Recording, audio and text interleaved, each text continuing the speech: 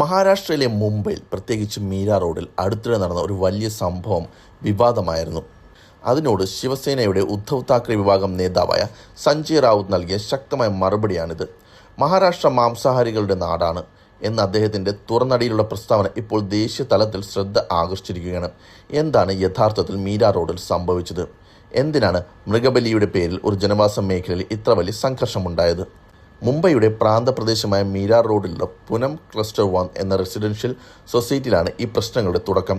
ഇവിടെ ഏകദേശം 600ഓളം ഫ്ലാറ്റുകളുണ്ട്. ഹിന്ദുക്കളും മുസ്ലിമുകളും വളരെ സമാധാനപരമായി വർഷങ്ങളായി എല്ലാ ആഘോഷങ്ങളും ഒരുമിച്ച് കൊണ്ടാടിയിരുന്ന ഒരു സ്ഥലമാണിത്. എന്നാൽ ഈ വർഷത്തെ ബക്രീദ് അഥവാ ഈദുൽ അദ്ഹയ്ക്ക് മുന്നോടിയായി കാര്യങ്ങൾ മാറിമറിഞ്ഞു.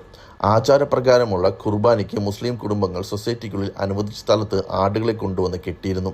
എല്ലാ വർഷവും നടക്കുന്ന ഈ രീതിക്കെതിരെ ഇത്തവണ സൊസൈറ്റിയിലെ ചിലർ ശക്തമായ എതിർപ്പ് പ്രകടിപ്പിച്ചു.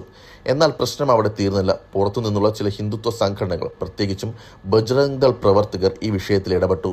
സൊസൈറ്റിക്ക് മുന്നിൽ ഒരു വലിയ പന്നിയുമായി വരികയും ഹനുമാൻ ചാലിസ ചൊല്ലി പ്രതിഷേധിക്കുകയും ചെയ്തതോടെ സ്ഥിതിഗതികൾ ഒരു വർഗീയ സംഘർഷത്തിന്റെ വക്കിലെത്തി. ഈ സംഭവം മഹാരാഷ്ട്രയിൽ വലിയ രാഷ്ട്രീയ കോളിളക്കമാണ് സൃഷ്ടിച്ചത്. ഭരണകക്ഷിയെ BJP ശിവസേന സർക്കാരിനെ നിശിതമായി വിമർശിച്ചുകൊണ്ട് സഞ്ജയ് റാവുത്ത് രംഗത്തെത്തി.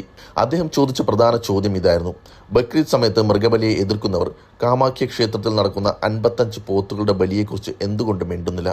ചില പ്രത്യേക സമുദായങ്ങളുടെ ആചാരങ്ങളെ മാത്രം തിരഞ്ഞുപിടിച്ച് ആക്രമിക്കുന്നത് ഇരട്ടത്താപ്പാണെന്ന് അദ്ദേഹം ചൂണ്ടിക്കാട്ടി.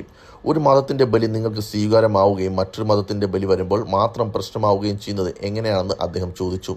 വരാനിരിക്കുന്ന ലോക്സഭാ നിയമസഭാ തിരഞ്ഞെടുപ്പുകൾ മുന്നിൽ കണ്ട് ബോധപൂർവം വർഗീയ ധ്രുവീകരണം ഉണ്ടാക്കാനാണ് ഭരണപക്ഷം ശ്രമിക്കുന്നതെന്നും ഇത്തരം കാര്യങ്ങൾ മഹാരാഷ്ട്രയുടെ സംസ്കാരത്തിന് ചേരുന്നതല്ലെന്നും അദ്ദേഹം ആരോപിച്ചു.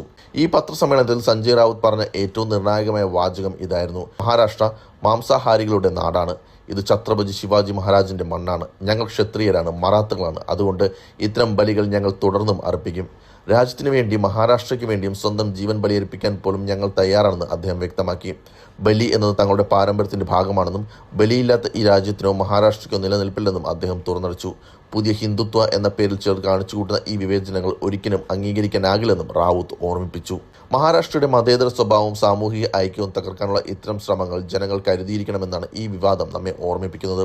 മീര റോഡിലെ സംഭവം കേവലം ഒരു ഹൗസിംഗ് സൊസൈറ്റിയിലെ തർക്കമല്ല, മറിച്ച് വോട്ട് ബാങ്ക് രാഷ്ട്രീയത്തിന് വേണ്ടി മതത്തെ എങ്ങനെ ആയുധമാക്കാം എന്നതിൻ്റെ പുതിയ ഉദാഹരണമാണ്.